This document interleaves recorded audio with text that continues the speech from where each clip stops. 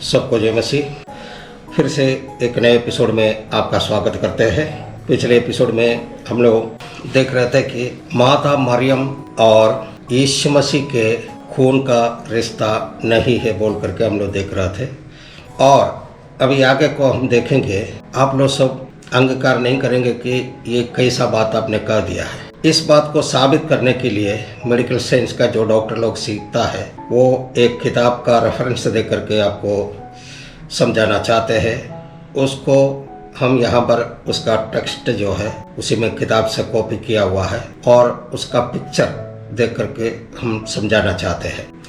वो किताब का नाम है ओवल्स फिजियोलॉजिस्ट बुक। उसका पेज नंबर 85 में हमने देखा, वहाँ पर लिखा है, For the purpose of understanding its general functions, it is sufficient to recall that the placenta consists essentially vascular chronic papilla from the fetus, large blood spaces of decidual membrane of the mother.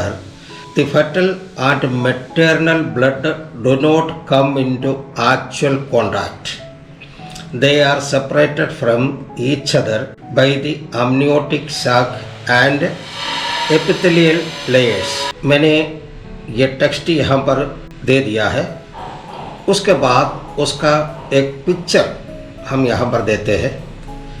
वो उसी में आप देख सकते हैं जो माता का गर्भावस्था में जो एक मरुदन बच्चे का जो नाभि में जाकर कनेक्ट होता है, उस जगह का तस्वीर है।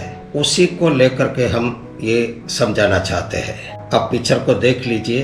वो माँ का गर्भ में एक ट्यूब जा करके वो बच्चे का नाभि में जुड़ता है, उसी का एक पिक्चर है। अभी जो हमने अंग्रेजी में पढ़ा था उसको हिंदी में आपको पढ़ के सुनाता हूँ। अपने सामान्य कार्यों को समझने के उद्देश्य के लिए यह पर्याप्त है।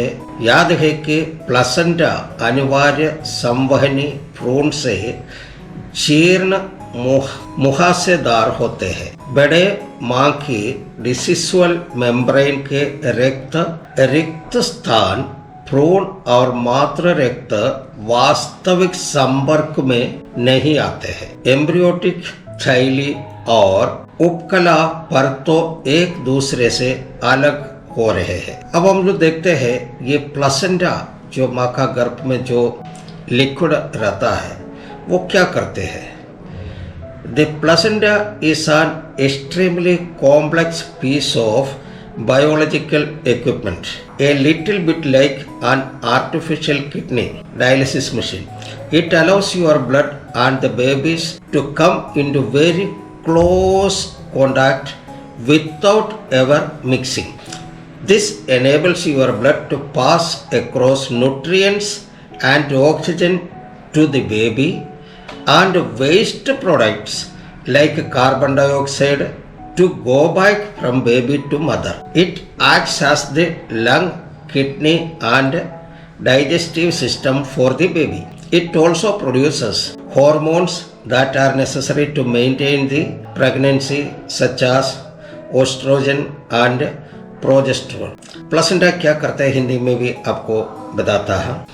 नाल जैविक उपकरणों की एक अत्यंत जटिल टुकड़ा है। एक कृत्रिम गुर्दे यानी कि डायलिसिस मशीन की तरह एक छोटा सा है। ये आपके रक्त की अनुमति देता है और बच्चे को कभी मिश्रण है बिना बहुत निकट संपर्क में आ रहे हैं। ये आपके रक्त पोषक तत्वों और ऑक्सीजन पर बच्चे को पारित करने के लिए सक्षम बनाता है और कार्बन डाइऑक्साइड की तरह बेकार उत्पादों माँ को बच्चे से वापस जाने के लिए ये बच्चे के लिए फेफड़ों और गुर्दों और पाचन तंत्र के रूप में कार्य करता है।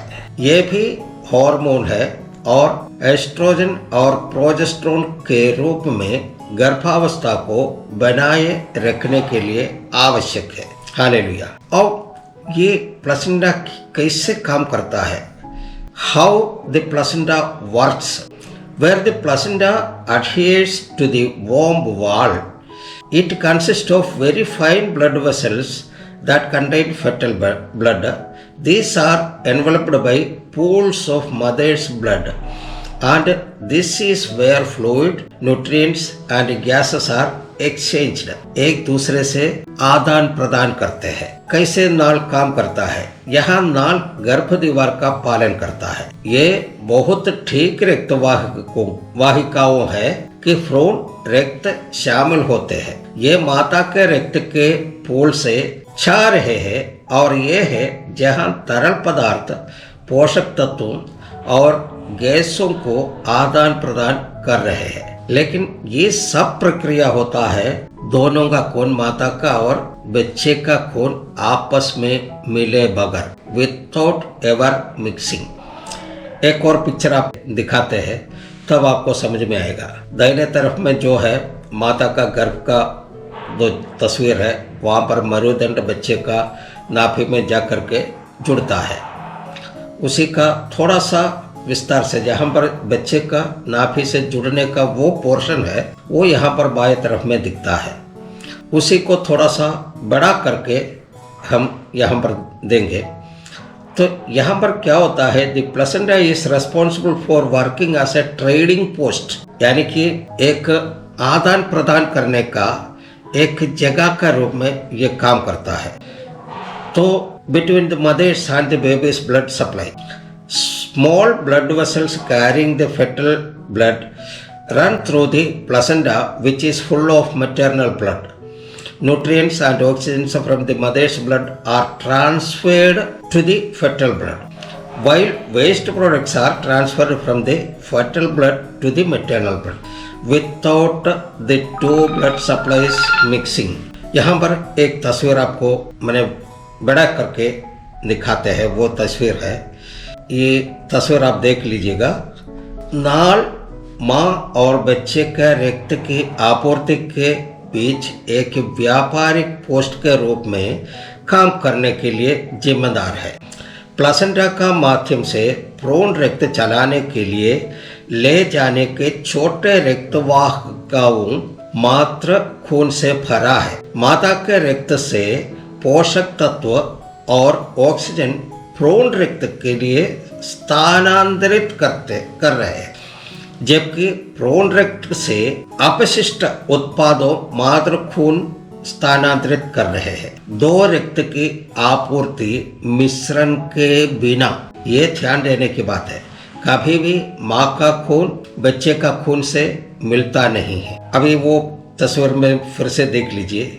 यहाँ पर आपको 2-3 कलर का दिखता है। ये जो बाएं तरफ में जो है, जो माता का गर्भ का जो प्लासेंटा है वो है, वहाँ पर रक्त कोशिकाएं हैं। लेकिन दाहिने तरफ में जो रस्सी जैसे बांधे हुए करके 3-3 जो एक्सटेंशन दिए हुए हैं, वो बच्चे का मरुदंड का जो पोर्शन से, जो बच्चे का अंदर से आने वाला पोर्शन है, जो ब्लू और रेड से आपको दिखता है। और इन दोनों के बीच में देखिएगा ऑरेंज कलर का एक दीवार है। उसी से माँ का ब्लड का, वो जो बच्चे का ब्लड में मिलने का जो रास्ता है वो दीवार से सेपरेट किया हुआ है, अलग किया हुआ है।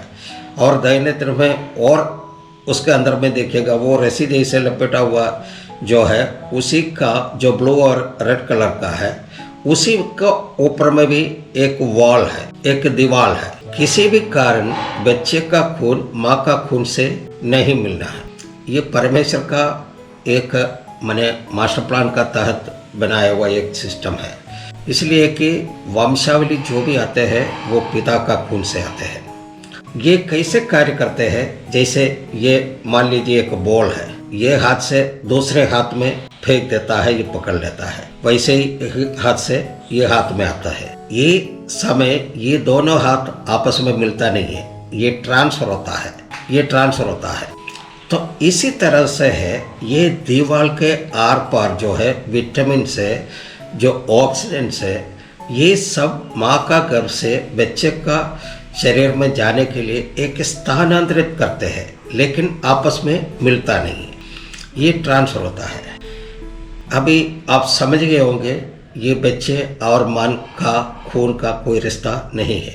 माँ का गर्भ में पैदा होने वाला बच्चे का लहू पिता का देन है। अगर ऐसा है यीशु मसीह का शरीर में दौड़ने वाला लहू हमारा स्वर्गीय पिता परमेश्वर का है, मरियम का नहीं है। मरियम का होते तो वो लहू पापमय होता और यीशु मसीह पापी होता। यीशु मसीह का शरीर में दौड़ने वाला लहू हमारा स्वर्गीय पिता परमेश्वर का होने के वजह से वो लहू निष्पाप है, निष्कलंक है और सामर्थी है। इसलिए यीशु मसीह का लहू सारे पापों को शुद्ध करता है। इस वजह से हम सब जो मसीह में है हमारे पाप का क्षमा हुआ है। मैं समझता हूँ अब आप समझ गए होंगे कि यीशु मसीह का लहू इतना सामर्थी क्यों है, यीशु मसीह का लहू इतना पवित्र क्यों है। यीशु मसीह का लहू का जय हो, हालेलुया। एक और वचन पढ़ना चाहते हैं, लेवियों का किताब का 17 आयत और उसका 4वां वचन। क्योंकि शरीर का प्राण जो है वो उसका लहू ही है जो उसके प्राण के साथ एक है। इसीलिए मैं इस्राएलियों से कहता हूँ कि किसी प्रकार के प्राणी का लहू को तुम न खाना, क्योंकि सब प्राणियों का प्राण उनका लहू ही है। जो कोई उसको खाए वो नाश किया जाएगा। यीशु मसीह का जन्म मरियम के द्वारा हुआ, लेकिन मरियम का लहू और यीशु मसीह का लहू आपस में नहीं मिला है। इसलिए मरियम और यीशु मसीह के बीच में कोई खून का रिश्ता नहीं है। जैसे साइंस हमें सिखाया है खून पिता का देन है, तो यीशु मसीह का शरीर में दौड़ने वाला लहू परमपिता परमेश्वर का है। इस कारण से पवित्र परमेश्वर का एकलौता पुत्र यीशु मसीह पवित्र है, निष्पाप है, निष्कलंक है और उनमें कोई मलिनता नहीं है। अगर यीशु मसीह के अंदर पाप रहते, कलंक रहते, मलिनता रहते तो उनके द्वारा मानव जाति का उद्धार नहीं हो पाता, क्योंकि एक पापी व्यक्ति दूसरे पापी व्यक्ति की पाप की क्षमा नहीं कर सकते, उद्धार नहीं दे सकता है। ये एक साधारण सा तर्कशास्त्र या लॉजिक की बात है। हालेलुया। अभी यहाँ पर समाप्त करते हैं, अगले एपिसोड में फिर मिलेंगे। तब तक के लिए सबको जय मसीह, सबको धन्यवाद।